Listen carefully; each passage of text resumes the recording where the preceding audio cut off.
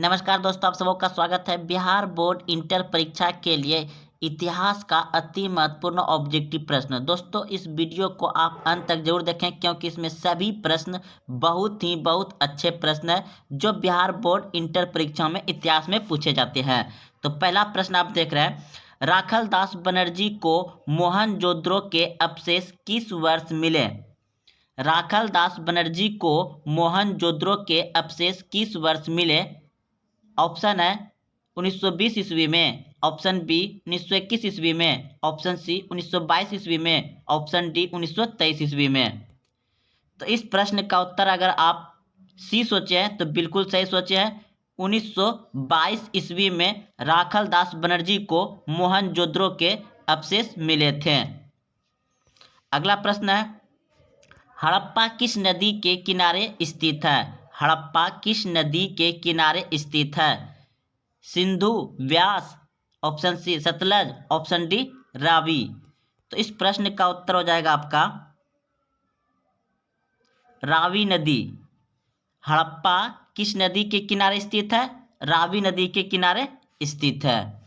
अगला प्रश्न है, सिंधु घाटी निवासियों को किस धातु का ज्ञात नहीं था?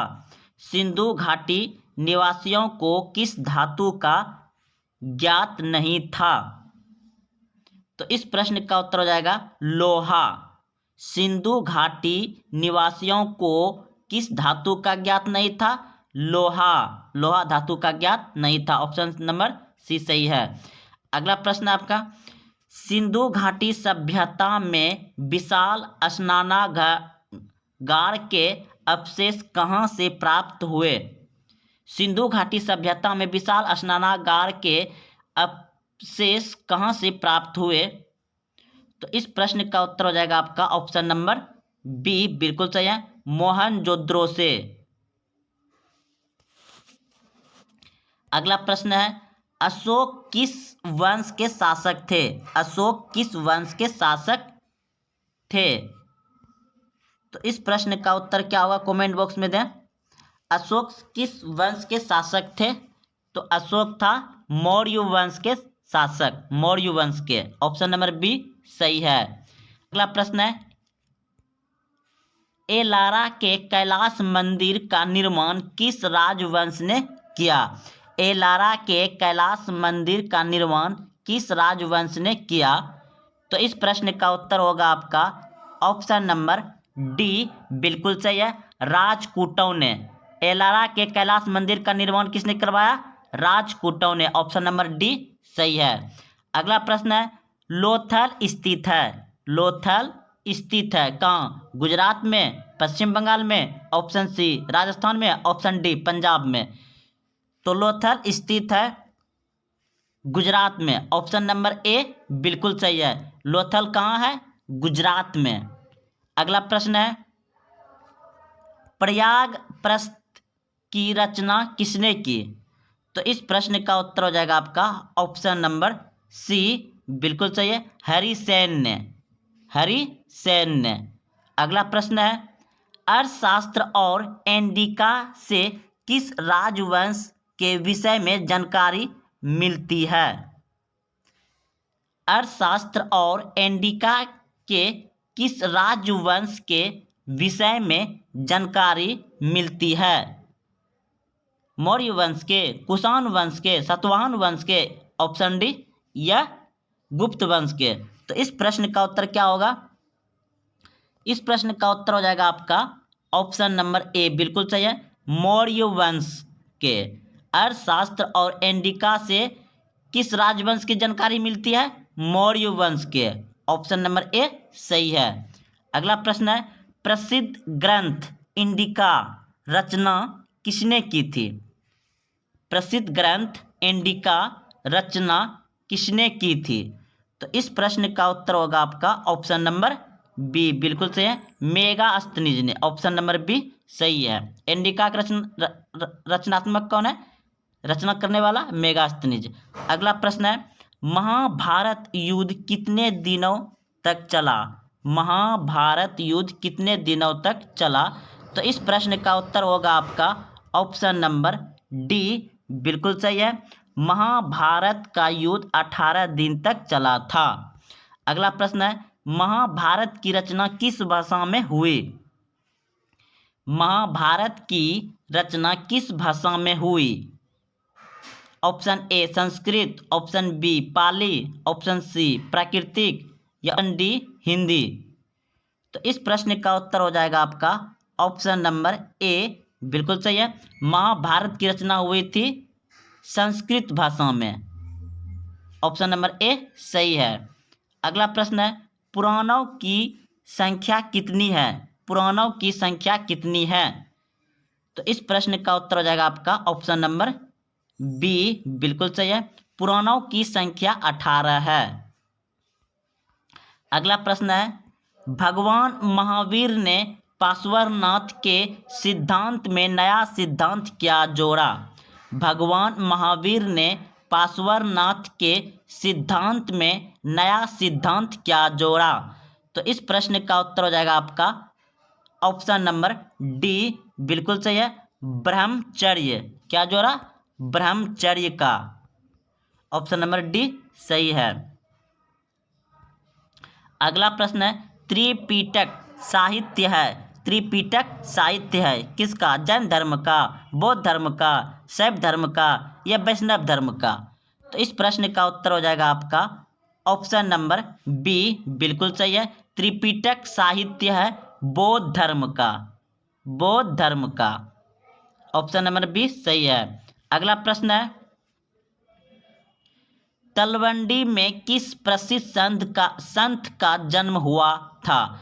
तलवंडी में किस प्रसिद्ध संत का जन्म हुआ था? तो इस प्रश्न का उत्तर हो जाएगा आपका ऑप्शन नंबर डी, सही है। गुरु नानक का, गुरु नानक का। तलवंडी में किस प्रसिद्ध संत का जन्म हुआ था? गुरु नानक का। ऑप्शन नंबर डी सही है।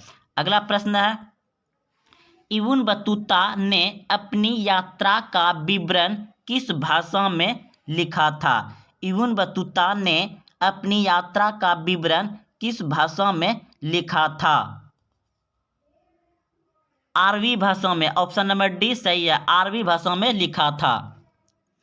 अगला प्रश्न है, अलबुर्नी किसके साथ भारत आया था? अलबुर्नी किसके साथ भारत आया था? इस प्रश्न का उत्तर हो जाएगा आपका ऑप्शन नंबर बी, बिल्कुल सही है। मोहम्मद गजनबी, मोहम्मद गजनबी के साथ आया था अलबुर्नी। ऑप्शन नंबर बी सही है।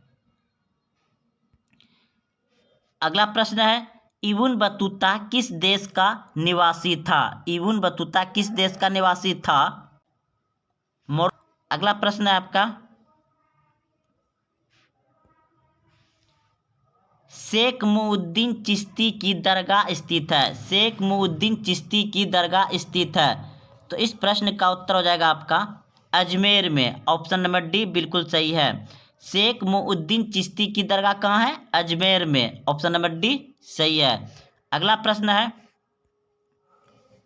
उत्तर भारत में भक्ति आंदोलन का आरंभ किस संत ने किया? उत्तर भारत में भक्ति आंदोलन का आरंभ किस संत ने किया? तो इस प्रश्न का उत्तर हो जाएगा आपका ऑप्शन नंबर सी, बिल्कुल सही है। रामानंद ने, रामानंद ने उत्तर भारत में भक्ति आंदोलन का आरंभ किया। अगला प्रश्न है आपका, आईने ए अकबारी किसने लिखा? आईने ए अकबारी किसने लिखा? तो आईने ए अकबारी लिखा है अबुल फजल ने, अबुल फजल ने। ऑप्शन नंबर बी बिल्कुल सही है, अबुल फजल। विजयनगर साम्राज्य की स्थापना किसने की थी? विजयनगर साम्राज्य की स्थापना किसने की थी? विजयनगर साम्राज्य की स्थापना किसने की थी? तो इस प्रश्न का उत्तर हो जाएगा आपका ऑप्शन नंबर ए, बिल्कुल सही है। हरिहर और बुक्का, हरिहर और बुक्का दोनों भाई थे, भाई था हरिहर और बुक्का ने। अगला प्रश्न है, पुर्तगालियों ने गोवा पर कब अधिकार किया? पुर्तगालियों ने गोवा पर कब अधिकार किया? तो इस प्रश्न का उत्तर हो जाएगा आपका ऑप्शन नंबर बी, बिल्कुल सही है। 1510 ईस्वी में, 1510 ईस्वी में। गोपुरम का संबंध है, गोपुरम का संबंध है किससे? गोपुरम का संबंध है मंदिरों से। ऑप्शन नंबर डी सही है, मंदिरों से। अगला प्रश्न है 26 नंबर, आईने ए अकबारी कितने भागों में विभक्त है? आईने ए अकबारी कितने भागों में विभक्त है? तो इस प्रश्न का उत्तर हो जाएगा आपका ऑप्शन नंबर डी, बिल्कुल सही है, 5 भागों में।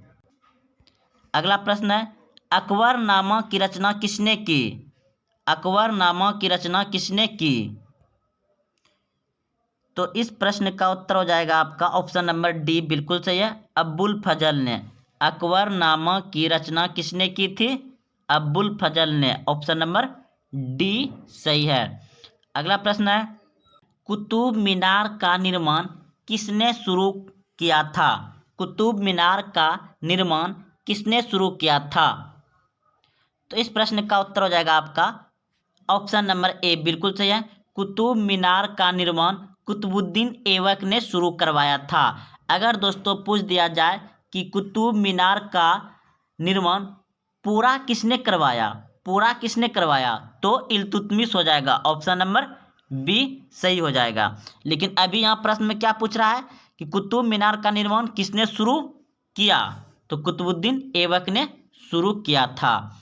अगला प्रश्न है, औरंगजेब ने अपने जीवन का अंतिम भाग बिताया। औरंगजेब ने अपने जीवन का अंतिम भाग बिताया, कहाँ बिताया?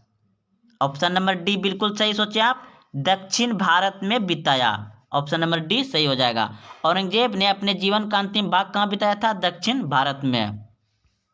अगला प्रश्न है, निम्नलिखित में कौन मुगल बादशाह आलमगीर के नाम से जाना जाता है? निम्नलिखित में से कौन बादशाह आलमगीर के नाम से जाना जाता था? तो इस प्रश्न का उत्तर हो जाएगा आपका ऑप्शन नंबर सी, बिल्कुल सही है, औरंगजेब। औरंगजेब आलमगीर के नाम से जाना जाता था। अगला प्रश्न है, पानीपत का प्रथम युद्ध किस वर्ष हुआ? पानीपत का प्रथम युद्ध किस वर्ष हुआ? तो इस प्रश्न का उत्तर हो जाएगा आपका ऑप्शन नंबर बी, बिल्कुल सही है, 1526 ईस्वी में। पानीपत का प्रथम युद्ध कब हुआ था? 1526 ईस्वी में।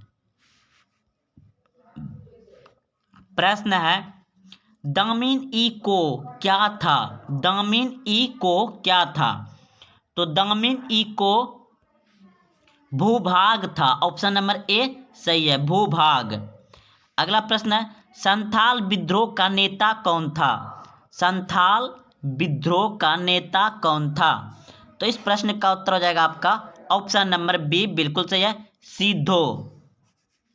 अगला प्रश्न है, कॉर्नवालिस कोड बना। कॉर्नवालिस कोड बना 1793 में। कब बना? 1793 में।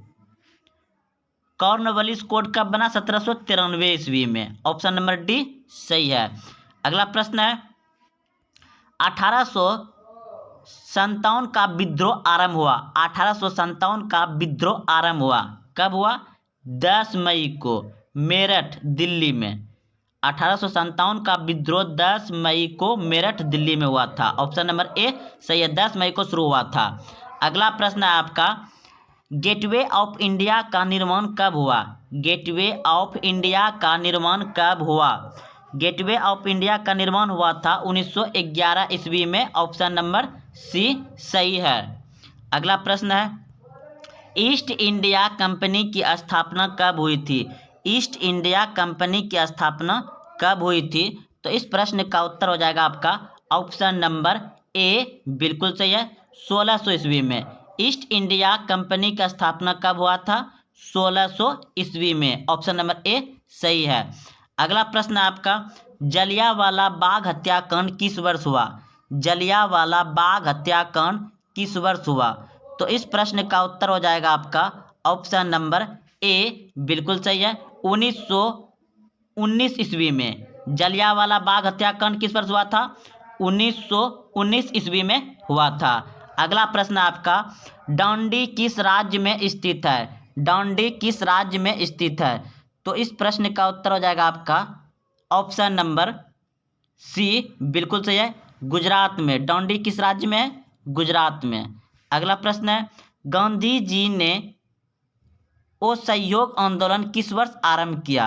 गांधी जी ने असहयोग आंदोलन किस वर्ष आरंभ किया? तो इस प्रश्न का उत्तर हो जाएगा आपका ऑप्शन नंबर ए, बिल्कुल सही है, 1920 ईस्वी में। गांधी जी ने असहयोग आंदोलन कब आरंभ किया था? 1920 ईस्वी में। अगला प्रश्न है, बिहार में चंपारण सत्याग्रह कब शुरू हुआ? बिहार में चंपारण सत्याग्रह कब शुरू हुआ? तो 1917 ईस्वी में। ऑप्शन नंबर बी सही है। अगला प्रश्न है, पूना समझौता किस वर्ष हुआ था? पूना समझौता किस वर्ष हुआ था? तो पूना समझौता हुआ था 1932 ईस्वी में। ऑप्शन नंबर ए बिल्कुल सही है। पूना समझौता किस वर्ष हुआ था? 1932 ईस्वी में हुआ था। अगला प्रश्न आपका, भारतीय संविधान की प्रारूप समिति के अध्यक्ष कौन थे? भारतीय संविधान की प्रारूप समिति के अध्यक्ष कौन थे? तो इस प्रश्न का उत्तर हो जाएगा आपका ऑप्शन नंबर डी, बिल्कुल सही है, B R Ambedkar. B R Ambedkar. अगला प्रश्न है, भारतीय संविधान के अनुसार संप्रभुता निहित है। भारतीय संविधान के अनुसार संप्रभुत्व निहित है। तो इस प्रश्न का उत्तर हो जाएगा आपका संविधान में। ऑप्शन नंबर डी सही है।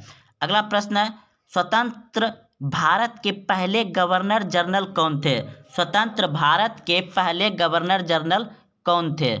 तो सी राजगोपालाचारी। जब भारत स्वतंत्र हुआ तो उसमें गवर्नर जनरल कौन बना भारत का? सी राजगोपालाचारी, ये भारतीय थे। अगला प्रश्न है, भारत छोड़ो आंदोलन किस वर्ष हुआ? भारत छोड़ो आंदोलन किस वर्ष हुआ? तो इस प्रश्न का उत्तर क्या होगा? कमेंट बॉक्स में उत्तर दें। भारत छोड़ो आंदोलन हुआ था 1942 ईस्वी में। ऑप्शन नंबर डी सही है, 1942 ईस्वी। अगला प्रश्न है, संथाल विद्रोह कब हुआ? संथाल विद्रोह कब हुआ? तो इस प्रश्न का उत्तर हो जाएगा आपका ऑप्शन नंबर ए, बिल्कुल सही है, 1855 ईस्वी में संथाल विद्रोह हुआ था, 1855 ईस्वी में। अगला प्रश्न है, ईस्ट इंडिया कंपनी की स्थापना कब हुई? ईस्ट इंडिया कंपनी की स्थापना हुई थी 1600 ईस्वी एडी में। 1600 एडी में। ऑप्शन नंबर ए सही है। प्रश्न है, बिहार में चंपारण सत्याग्रह कब शुरू हुआ? बिहार में चंपारण सत्याग्रह कब शुरू हुआ? तो इस प्रश्न का उत्तर हो जाएगा आपका ऑप्शन नंबर बी, बिल्कुल सही है, 1917 ईस्वी में। अगला प्रश्न है, भारतीय राष्ट्रीय कांग्रेस की स्थापना कब हुई? भारतीय राष्ट्रीय कांग्रेस की स्थापना कब हुई? तो इस प्रश्न का उत्तर कमेंट बॉक्स में दीजिए। 1885 ईस्वी में। 1885 ईस्वी में। ऑप्शन नंबर बी बिल्कुल सही है। तो दोस्तों, ये 50 अति महत्वपूर्ण ऑब्जेक्टिव प्रश्न थे इतिहास से, और ऐसे ही प्रश्न पूछे जाएंगे आपको बिहार बोर्ड में। अगर आप यहाँ तक आए हैं तो कमेंट जरूर करें आपको कैसा लगा। और हाँ, अभी तक आप चैनल को सब्सक्राइब नहीं किए तो चैनल को सब्सक्राइब कर लें और अपने दोस्तों में शेयर जरूर करें। जय हिंद, जय भारत।